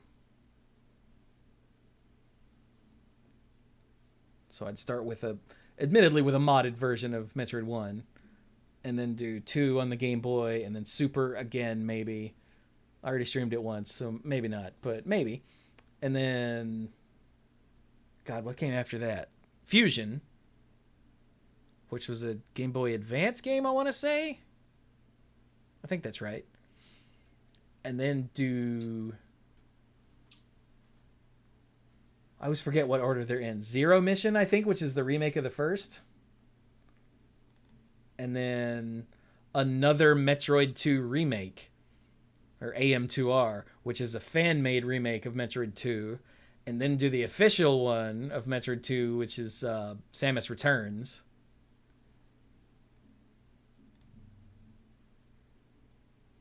I feel like I'm missing one. Oh, Dread. The new one, idiot. So yeah, because each one of those, they were huge games at the time, but they're not huge games, by today's standards. So I should be able to run through those relatively quickly. For me, I'm not real bright when it comes to Metroidvanias, especially the old ones that don't have maps. Mm-hmm. I might have a mod on the first Metroid that gives me a map. I'm not sure. I don't actually remember what mods I put on it. I know I have the one that doesn't start you with no health when you die and respawn, and have to spend an hour freaking farming health and missiles until you're full up again. That's awful. So I'm not doing that. But anyway, what I'm saying is there's a lot of stuff to be streamed. Oh, and more Vampire Survivors. There was a patch 3 days ago for Vampire Survivors that added new stuff. I was like, really? It's like the best like $3 you'll ever spend, or however much it is. Hashtag not sponsored. Sorry, it's $5. And it has 2 DLCs, each of which is $2. So it's gonna break your bank, but it's so awesome. But anyway, right, we should stop. So this has been the Mana Pool number 681. That is not a small number at all. Thank you all so very much for joining us, and I guess be sure to always have Scryfall handy on your phone at all times if you play Magic, or look at Magic, or think about Magic ever.